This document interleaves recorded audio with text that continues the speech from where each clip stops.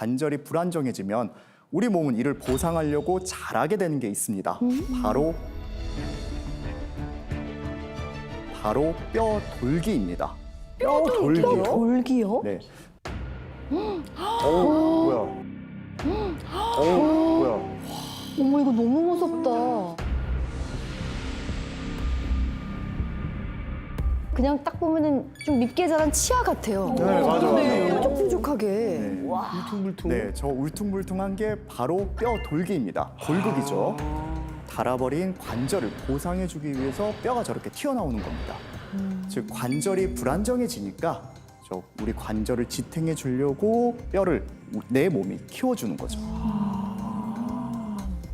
제가 저거 수술했잖아요. 진짜? 뼈 정말요? 깎은 거예요. 네, 실제로 운동선수분들 중에서 저 뼈 돌기가 좀 불편하게 느껴지셔서 제거하는 수술을 받으신 분들이 꽤 많습니다. 그거네요. 뼈를 깎는 아픔을 아시는 거네요. 그래서 뼈를 깎는 아픔을 알았는데 네. 뼈가 2, 3년 지나니까 또 자라서 또 깎으래요. 그러면 또 2, 3년 또 재활해야 돼가지고 네. 안 깎았어요? 그 아픔이 너무 알 것 같아서 이제 그만하기로 네, 결정을 했죠, 저는.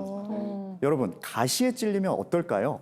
아프죠? 네, 그렇죠. 따끔? 예, 관절염이 생기면 통증이 심하고 바늘로 찌르듯이 아픈 이유가 바로 이 골극, 뼈 돌기 때문인 경우가 많습니다. 실제 제 환자분으로 한번 설명드려볼게요. 네. 이 환자분 딱 보기에도 뭔가 뾰족뾰족 뼈가 좀 많이 튀어나왔잖아요. 네. 78세 여성분이셨어요. 걷기도 힘든 상태로 병원을 오셨습니다.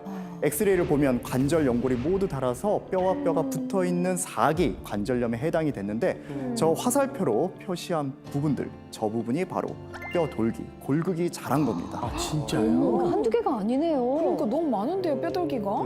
네, 이분은 절에 계신 승려분이셨어요.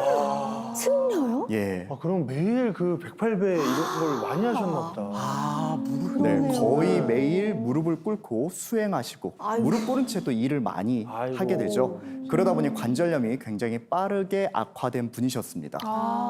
근데 지킬 박사님, 그럼 이분처럼 뼈돌기, 그 골극이 생기면 어떻게 되는 거예요? 실제로 이분은 저 튀어나온 골극을 모두 제거한 다음에 인공관절 치환술 수술을 받으셨습니다.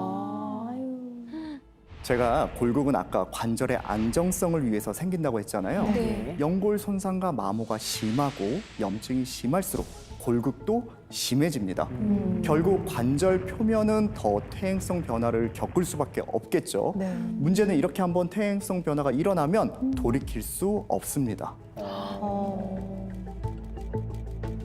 친구 사이인 59세 여성 두 분이셨는데 같이 진료실을 들어오셨어요. 똑같이 오른쪽 무릎이 아프다고 오셨는데 네. 유독 한 분이 더 아파하셨어요. 관절 주위도 더 많이 부어 있고 해서 엑스레이를 두 분 다 찍어봤는데 재미있는 결과가 나왔습니다. 뭐가 재밌는 거죠? 뭐예요? 네. 두 분 모두 관절염은 2기예요. 네. 관절 사이 간격을 보면 두 분이 다 비슷한 걸 볼 수 그러게요, 있어요. 너무 비슷하다. 그런데 차이가 하나 보입니다. 아. 네, 바로 골극입니다. 이렇게 뾰족하네요. 그렇죠. 그래서 저렇게 골극이 많이 있는 분은 똑같은 관절염 2기라도 아무래도 관절이 더 붓고 통증이 더 자주 나타나는 그러한 상태가 되겠죠. 와. 그러니까 두 분의 다른 점은 골극이었네요. 그러니까. 네. 제가 초음파 사진을 준비를 했어요. 초음파 검사를 해봤더니 저렇게 볼록볼록 두 개가 튀어나온 게 보이시죠? 네. 아래쪽에 있는 게 우리 종아리, 정강이 뼈고요. 위에 있는 게 허벅지에 있는 넙다리 뼈의 골극을 뜻합니다. 저렇게 이제 뾰족뾰족한 골극이 주변에 저렇게 자극을 주니까 주변이 저렇게 검게 변한 부분. 초음파에서 저렇게 보이면 저 부분은 염증이 있다는 걸 의미합니다. 아, 염증이구나. 이 사진 속의 여성분은 64세 여성분으로 우측 세 번째 손가락 끝마디가 아프다고 오셨어요. 손가락에도 생겨요? 마디구나. 네. 엑스레이를 찍어봤더니 저렇게 골극에 의해서 반복적으로 피부가 눌리면서 저 부분에 물혹도 생기고 손가락 변형도 발생하고 통증도 나타난 상태로 병원을 오셨습니다. 그렇구나. 근데 이제 손가락에 이렇게 골극이 생기면 잘 못 움직일 것 같은데. 네, 맞습니다. 아무래도 골극 때문에 어딘가 걸리죠. 그래서 손가락 움직임에도 제한이 있습니다. 골극은 주로 50대 이후에 관절 연골이 마모되어서 소실되면 관절 주변에 골극, 즉 뼈 돌기가 형성이 되는데요. 이 뼈 돌기가 주변의 힘줄과 인대, 관절낭 등을 찔러서 통증과 염증을 유발하게 되는 겁니다. 아이고 어머나. 아이고 어머나. 아이고 어머나. 아이고 염증도 있고요. 막 꺾여 있어요 마디가. 네, 어머, 엄청 아플 것 세상에. 저 염증 부위가 이제 물혹이 원래 있었던 자리인데 네. 물혹이 네. 터져서 예, 사실은 그래서 골극은 생각도 안 하셨고 뭔가 손가락에서 물이 나온다고 오셨던 분이셨어요. 어머 무릎이. 아이고 얼마나 아프지. 어머 세상 근데 마디가 변형되는 거는 실제로 이렇게 이렇게 움직이는데도 굉장히 제약이 있을 것 같아요. 네, 맞습니다. 그래서 손가락 마디가 변형되고 아프시다면 예, 손가락에도 퇴행성 관절염이 진행되고 있고 골극이 자라서 그럴 수 있기 때문에 가볍게 여기지 마시고 병원을 꼭 방문하셔서 치료를 받으셔야 합니다. 그래야겠네요. 아, 진짜요.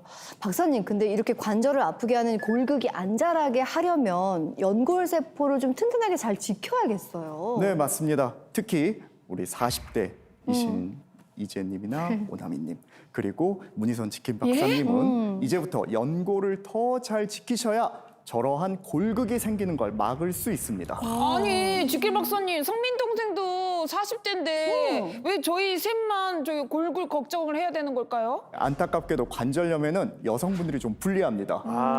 네, 여성들은 40대가 되고 완경기가 되면 골극이 더 잘 생기는 것으로 알려져 있습니다. 여성 호르몬 에스트로겐이 연골과 뼈를 보호해주는 역할을 하는데 완경이 되면 이 에스트로겐이 감소를 하죠. 이렇게 에스트로겐이 급격히 줄어들면 연골의 재생 능력이 떨어지고 뼈 대사도 불균형해지면서 골극이 쉽게 더 많이 잘 만들어지는 환경이 되는 겁니다. 아, 그러니까 남자들은 뭔가 연골 세포가 없어도 기본적으로 이제 남성은 뼈가 튼튼하잖아요. 그건 아닙니다. 아니에요? 네, 성별을 떠나서 골밀도가 높을수록 골극이 잘 생긴다는 연구도 있습니다. 진짜요? 오히려? 진짜? 그 이유는 단단한 뼈일수록 스트레스에 적응하려고 열심히 일을 해서 주변 구조를 강화시키는데 이 과정에서 골극이 잘 만들어지게 됩니다. 어쨌든 우리 여자 셋은 골극 위험이 더 큰 거다. 그러니까 남자보다는. 조심해야 된다. 그러네요. 이거네요. 조심합시다. 네, 여성분들의 경우 완경 후 에스트로겐이 감소하면서 골다공증으로 뼈가 약해지는데 관절면 주변에서는 오히려 비정상적인 뼈죠. 골극이 동시에 생길 수 있다. 예, 즉 중요한 건 골밀도가 아니라 네. 골극이 안 생기게 관절 연골을 얼마나 잘 지키냐입니다. 좀 잘 이해가 지켜야 돼. 됐어요. 그러니까 더 쉽게 정리하면 관절 연골이 튼튼하면 뼈 돌기 그리고 골극이 잘 안 생기고 관절 연골이 닳아서 없어지면 대신 뼈 돌기 그리고 골극이 생긴다는 거네요. 네, 깔끔하게 정리해 주셨어요. 네, 앞서 제가 65세 이상 보행 사고 중에 교통사고 환자가 66.9%라고 말씀드렸잖아요.